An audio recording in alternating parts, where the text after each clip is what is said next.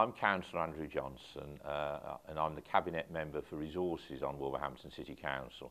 And as such, one of my responsibilities, a very major one, is to coordinate the budget making process of the Council.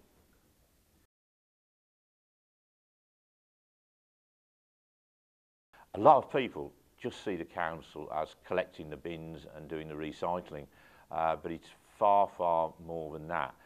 The Council matters to all of us because it provides or purchases a huge range of services that affect everyone's lives.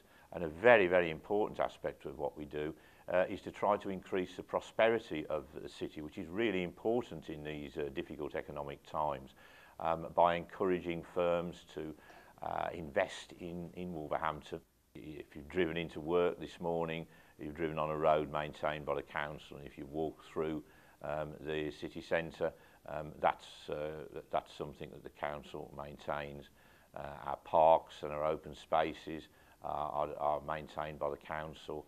Our children's services and services for vulnerable adults, the elderly, are all things that are commissioned or provided by the Council.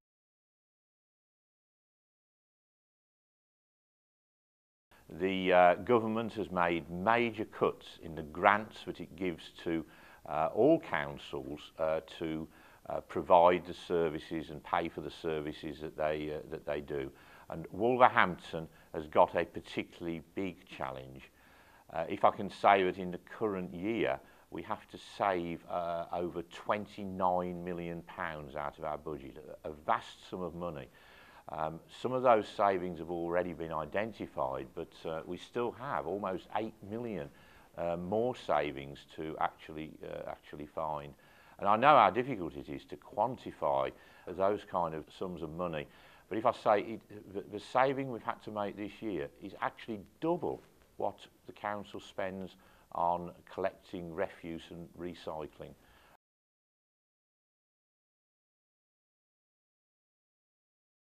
The Wolverhampton Challenge is the biggest budget consultation we've ever conducted, and that's because we face the biggest budgetary challenge in our history. People can involve themselves in that challenge by going online at www.wolverhampton.gov.uk/challenge and answering the online survey there.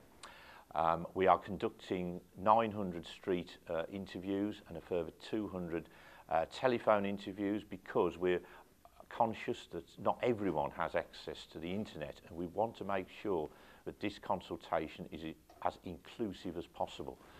We're also having a range of meetings with business leaders, with schools, the voluntary sector, the trade unions, with the local neighbourhood partnerships, and indeed the Youth Council, to discuss in detail the budget challenge with those interest groups. And we hope that as many people as possible will participate.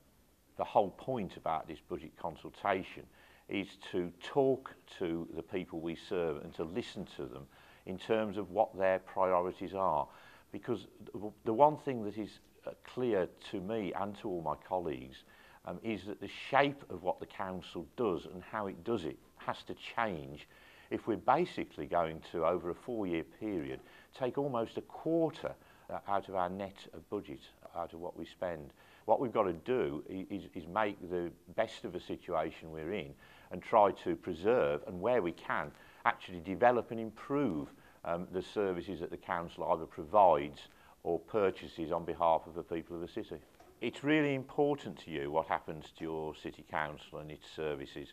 So we want you to have your say, and you need to have your say for yourselves and your children, and indeed for future generations, because what we're doing now with this budget challenge will be shaping what happens in the city of Wolverhampton for many, many years to come.